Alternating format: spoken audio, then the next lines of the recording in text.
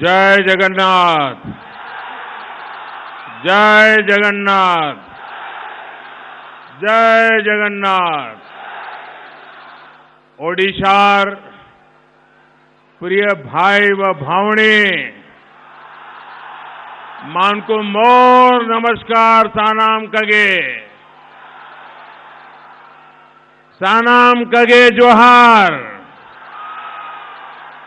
साबिन कोगे जोहार। 2 हफ्ते में दूसरी बार आप सभी के बीच आने का मुझे अवसर मिला है। पिछली बार खोरदा आया था तो आप लोगों ने पुराने सारे रिकॉर्ड तोड़ दिए थे।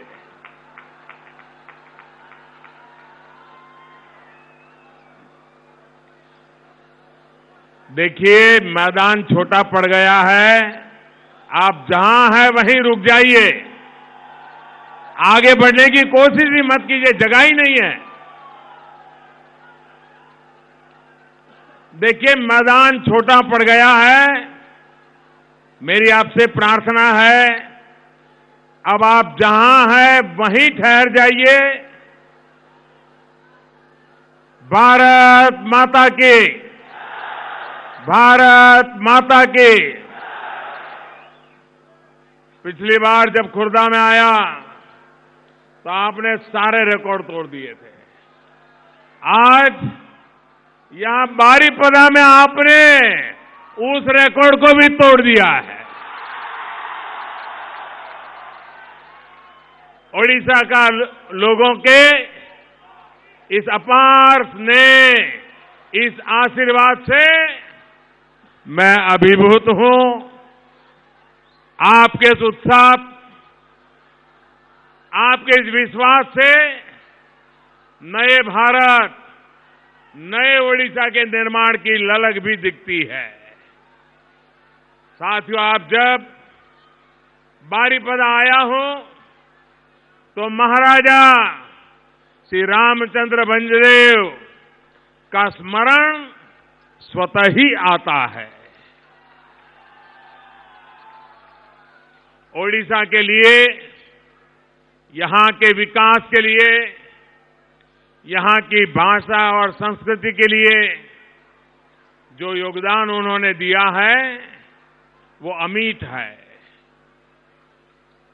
ओडिया भाषा की सबसे प्राचीन डिक्शनरी देने वाले महाराज पूर्णचंद्र भंजदेव और संथाली भाषा की लिपि को तैयार करने वाले पंडित रघुनाथ मुर्मू जैसे मनीषियों को भी मैं प्रणाम करता हूं। भारतीय जनता पार्टी के लिए ये गर्व की बात है कि अटल बिहारी वाजपेयी जी की सरकार ने ही संथाली भाषा को संविधान की 8वीं सूची में शामिल किया था। भाइयों और बहनों, पिछली बार जब मैं खोरदा में था तो वहां पाइका क्रांति के नायकों को सम्मान देने का अवसर मुझे मिला था।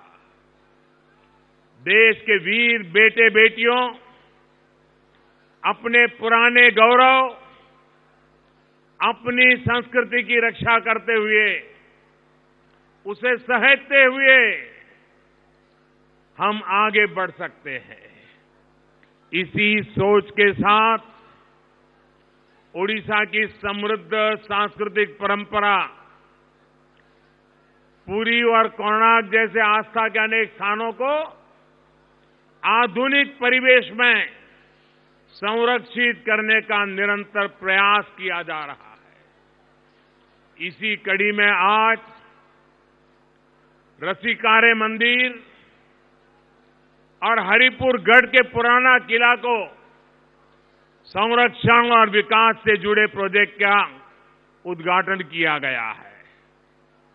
इसी के साथ साथ ओडिशा के लिए सड़क, रेल, गैस सहित इंफ्रास्ट्रक्चर की हजारों परियोजनाओं का लोकार्पण, उद्घाटन और शिलान्यास किया गया है। विकास की इन सभी परियोजनाओं के लिए आप सभी को बहुत बहुत बधाई।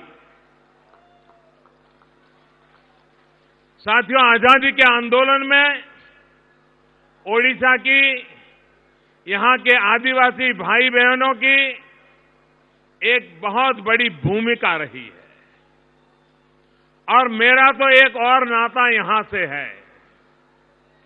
गुजरात का डांडी और यहां का इंजुड़ी, दोनों को महात्मा गांधी और नमक सत्याग्रह से जोड़ते हैं।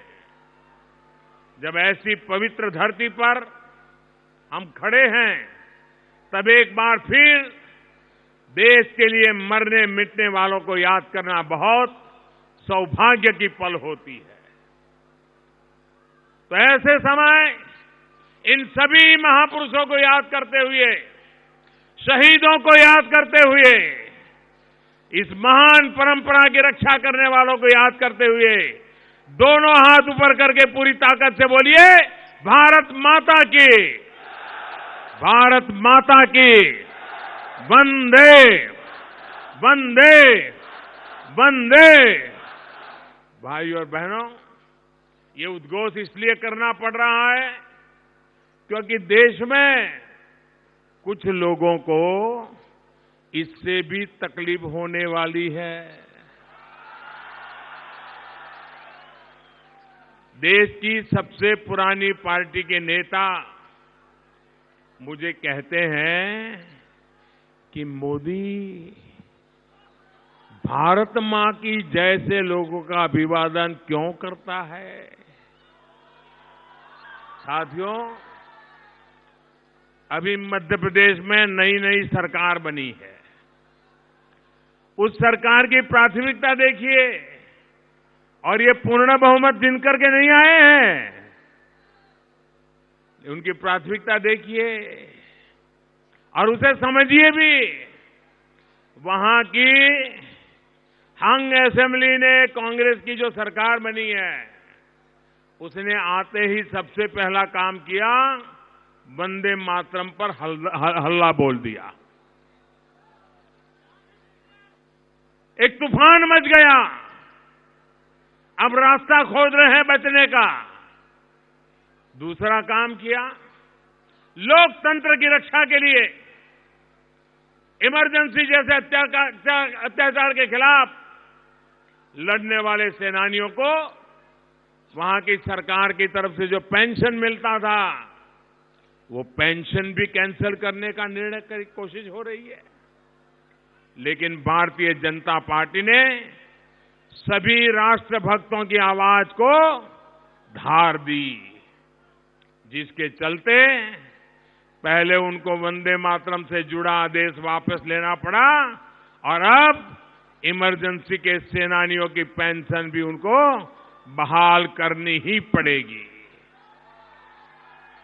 भाइयों और बहनों, भारत भक्ति देश की आजादी और देश की विकास यात्रा में हमारी नारी शक्ति की महत्वपूर्ण भूमिका रही है।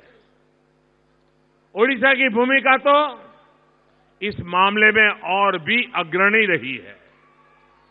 ये तो वो जगह है जहां देवी सुभद्रा के रथ को माताएं और बहनें खींचती है। महिलाओं द्वारा देवी सुभद्रा के रथ को खींचने की परंपरा बारीपदा से ही शुरू हुई है। ये महिला सशक्तिकरण, सम्मान और स्वाभिमान का प्रतीक है। नारी सशक्तिकरण का जो काम ओडिशा सदियों से करता रहा है, उसको और मजबूती बीते 4.5 वर्ष से केंद्र सरकार देने में जुटी है। आपने कल ही संसद में देखा होगा, देश की पहली महिला रक्षा मंत्री ने अपनी कुशलता से, अपने सामर्थ्य से रक्षा जैसे महत्वपूर्ण विषय की गहराई से और अपने भीतर की सच्चाई को कुशलता के साथ देश के लोकतंत्र के मंदिर संसद में स्थापित कर दिया। मैं देश की रक्षा मंत्री निर्मला जी को बहुत बहुत बधाई देता हूं। देश की आंखों में धूल झोंकने वालों की नीयत को, देश की सुरक्षा से खिलवाड़ करने वालों की राजनीति को अपने मनोरंजन के लिए पवित्र संसद का इस्तेमाल करने वालों के बचपने को रक्षा मंत्री निर्मला जी ने देश के सामने उजागर कर दिया है। साथियों, 2004 से लेकर 2014 के बीच कैसे देश की सेना को कमजोर करने की साजिश रची गई, अब ये देश देख भी रहा है और उसकी हर बारीकी को समझ भी रहा है। अब जब हमारी सरकार उनके साजिश के जाल से देश की सेनाओं को बाहर निकाल रही है, तो हम उनको कांटे की तरह चुभने लगे हैं, हम उनको खटकने लगे हैं। ये किसी भी कीमत पर चौकीदार को रास्ते से हटा देना चाहते हैं।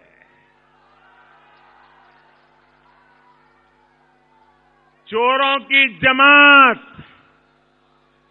कहीं पर भी, सोसाइटी होगी, फ्लैट होंगे, कारखाना होगा, मोहल्ला होगा, चोरों की लोग सबसे पहले चौकीदार को हटाने का ही षड्यंत्र करते हैं। जब तक चौकीदार है, चोरों की दाल गलती नहीं है।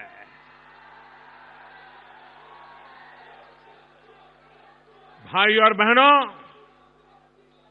इनको ये साफ गोई, ये सच्चाई इसलिए भी खटक रही है क्योंकि इनके राज खुल रहे हैं।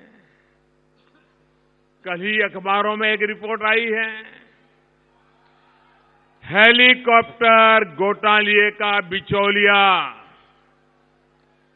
कांग्रेस के करप्शन का राजदार मिशेल, जिसको विदेश से यहां लाया गया है, उसकी एक चिट्ठी से खुलासा हुआ है।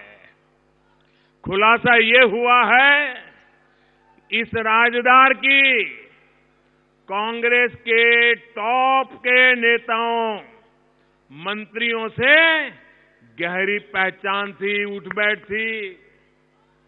प्रधानमंत्री कार्यालय में कौन सी फाइल कहां जा रही है, इसकी उसको पल पल पल प्रति पल की जानकारी रहती थी। संभवतः जितनी जानकारी खुद प्रधानमंत्री को नहीं होती थी, उससे भी ज्यादा जानकारी उस जमाने में बिचौलियों को रखा करती थी। इतना ही नहीं, कैबिनेट कमेटी ऑन सिक्योरिटी, जो देश की सेना, देश की सुरक्षा, देश के लिए अस्त्र शस्त्र खरीदने पर फैसला लेती है, उसकी बैठकों की भी पूरी जानकारी उस तक पहुंचती थी। इसी जानकारी को वो विदेशों तक पहुंचाता था। हेलीकॉप्टर की खरीद को लेकर तब कौन सा मंत्री क्या फैसले ले रहा था, उसकी पूरी जानकारी वो विदेश भेज रहा था। साथियों, समझ नहीं आता कि कांग्रेस ने सरकार चलाई है या अपने मिशेल मामा का दरबार चलाया है।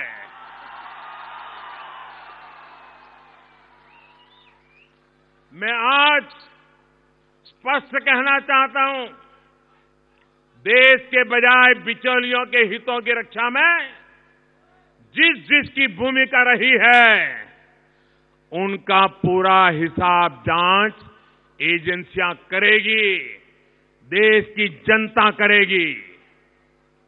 भाइयों और बहनों, केंद्र की सरकार देश की सुरक्षा के लिए निरंतर बड़े और कड़े फैसले ले रही है। आप मुझे बताइए, ऐसे फैसले लेने चाहिए कि नहीं लेने चाहिए? कड़े फैसले करने चाहिए कि नहीं चाहिए? देश की रक्षा के लिए कदम उठाने चाहिए कि नहीं उठाना चाहिए? पहले की सरकारों ने जो किया ऐसा करने देना चाहिए? इसको रोकना चाहिए कि नहीं रोकना चाहिए? इसको सुधारना चाहिए कि नहीं सुधारना चाहिए? जिन्होंने सेना के साथ अन्याय किया है, उनको भी कटघरे में खड़ा करना चाहिए कि नहीं करना चाहिए?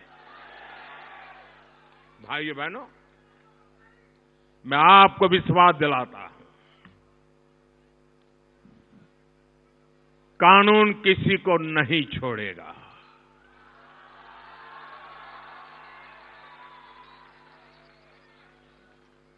भाइयों बहनों,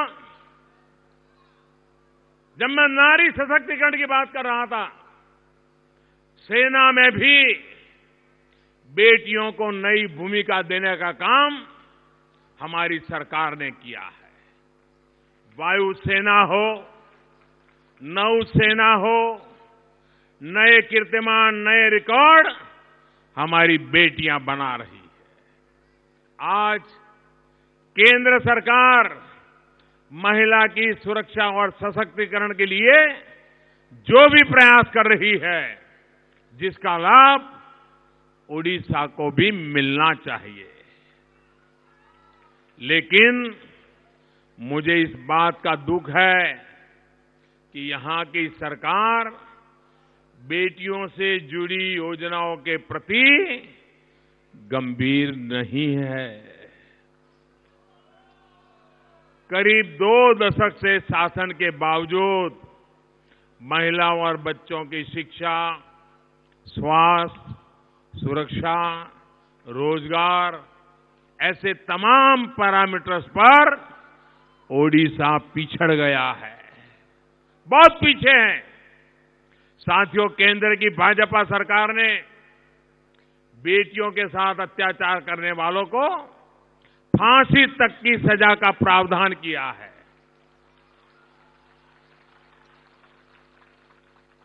लेकिन ओडिशा में बेटियों की सुरक्षा सवालों के घेरे में है। धार्मिक नगरी पुरी में 7-8 वर्ष पहले एक बिटिया के साथ जो हुआ था, उसको यहां का शासन प्रशासन न्याय नहीं दिला पाया है। जांच में हुई लापरवाही को लेकर बेटियों और बहनों का आक्रोश स्वाभाविक है। मेरा सरकार से आग्रह रहेगा कि इस मामले में गंभीरता से फिर जांच हो, ताकि राक्षसी प्रवृत्ति वाले तमाम लोगों को कड़ा संदेश चला जाए। साथियों, ओडिशा की सरकार पर बेटियों को सुरक्षा देने को लेकर तो सवाल उठ ही रहे हैं, बेटियों के स्वास्थ्य को लेकर भी उड़ीसा की सरकार का ट्रैक रिकॉर्ड अच्छा नहीं है। महिलाओं के लिए केंद्र सरकार ने जो भी योजना चलाई है, वो पूरी गंभीरता से उड़ीसा में भी लागू होनी चाहिए। भाइयों और बहनों, महिलाओं और बच्चों के स्वास्थ्य से लेकर सुरक्षा तक केंद्र सरकार ने नई अप्रोच के साथ काम किया है। नियत और नीति को हमने कैसे बदला, इसका एक उदाहरण है मिशन इंद्रधनुष। साथियों, देश में टीकाकरण अभियान कई दशक से चल रहा है।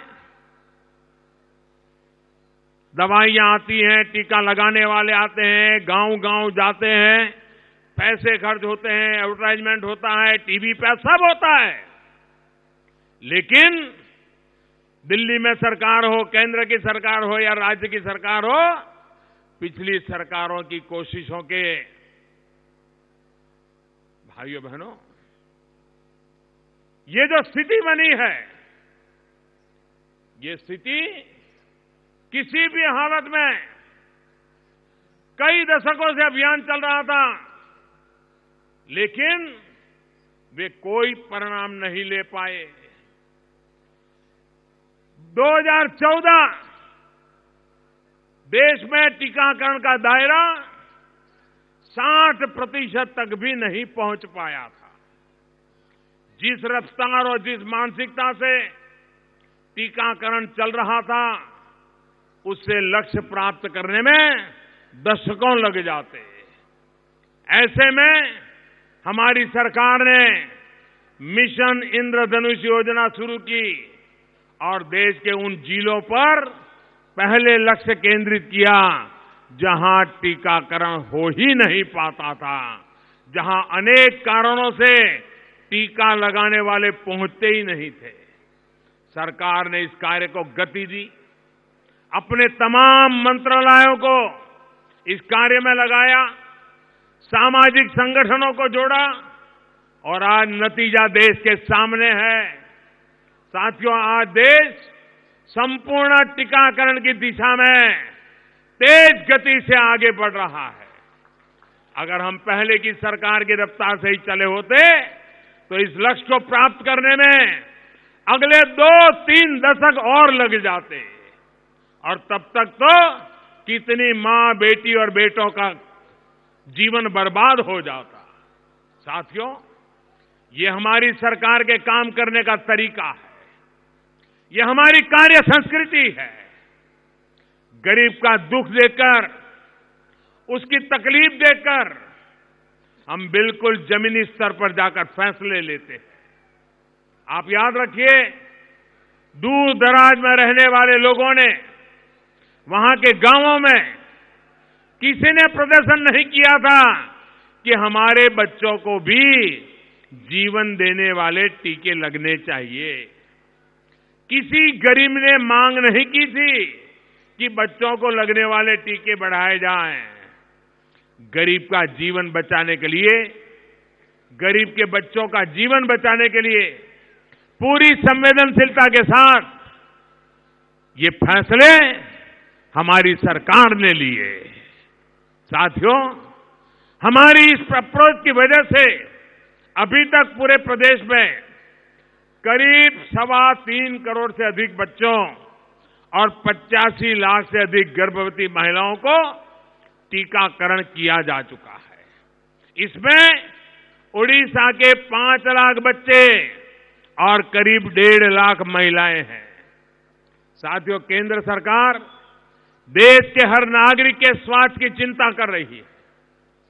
थोड़ी देर पहले मैं झारखंड में था।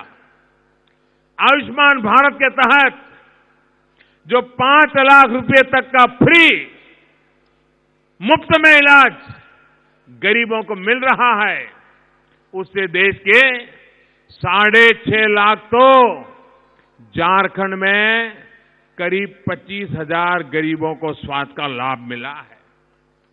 दुर्भाग्य ये है कि ओडिशा के लाखों गरीब परिवार इससे वंचित है। मैं फिर यहां की सरकार से आग्रह करूंगा, कोई इस योजना से जुड़े और गरीब को मुफ्त इलाज भारत सरकार दे रही है, उसका फायदा उठाएं।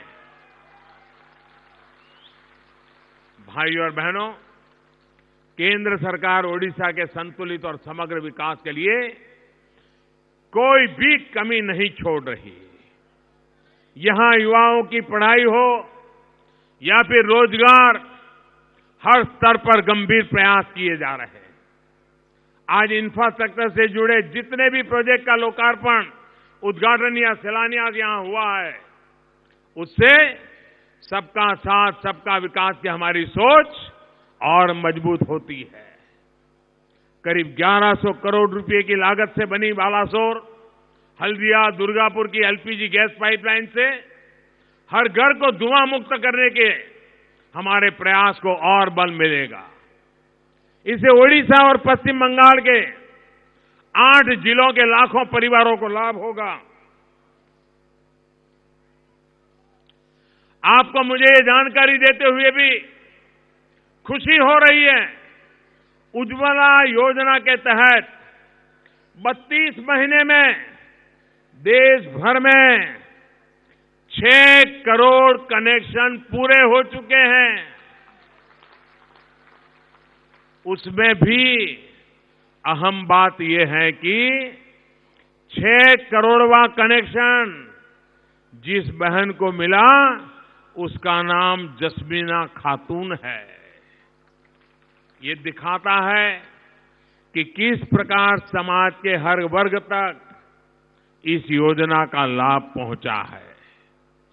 दलितों, वंचितों, शोषितों, पिछड़ों, आदिवासियों को इससे विशेष लाभ हुआ है। साथियों, बीते 4.5 वर्ष में जो भी योजनाएं हमने बनाई है, उनके मूल में समता, समानता और सामाजिक न्याय की भावना है। चाहे वो बेटी बचाओ, बेटी पढ़ाओ योजना हो, स्वच्छ भारत अभियान हो, जन धन योजना हो, प्रधानमंत्री आवास योजना हो, प्रधानमंत्री ग्राम सड़क योजना हो, ये तमाम योजनाएं सबके लिए है, सबके सहयोग से चल रही है और सबको इनसे लाभ मिल रहा है। साथियों, थोड़ी देर पहले यहां जो हाईवे और रेलवे के प्रोजेक्ट का शिलान्यास और लोकार्पण हुआ है, उससे ओडिशा की कनेक्टिविटी में सुधार आएगा। अब बादाम पहाड़ रेल लिंक टाटा नगर होते हुए हावड़ा और मुंबई को ओडिशा से जोड़ेगा।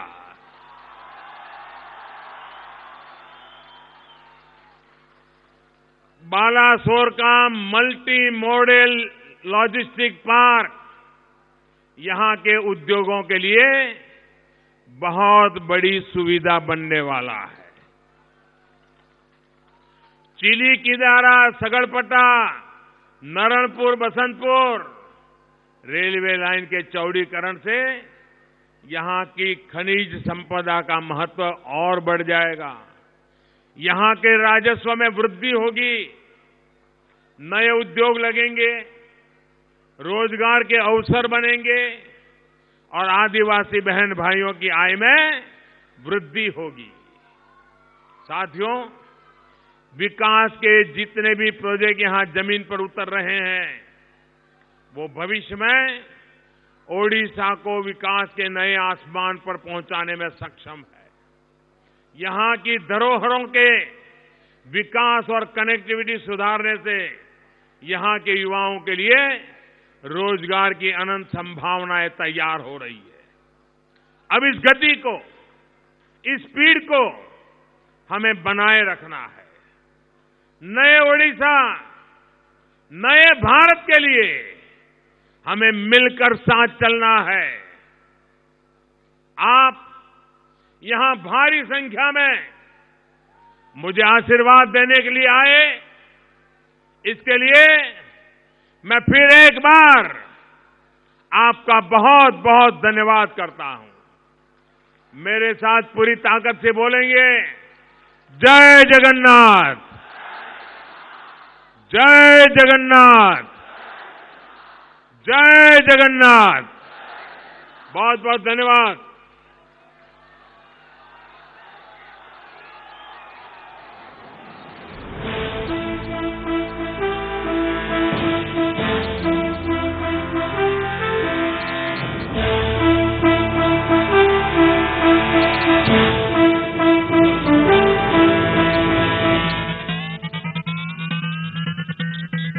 उदय सूर्यरा ऊर्जा से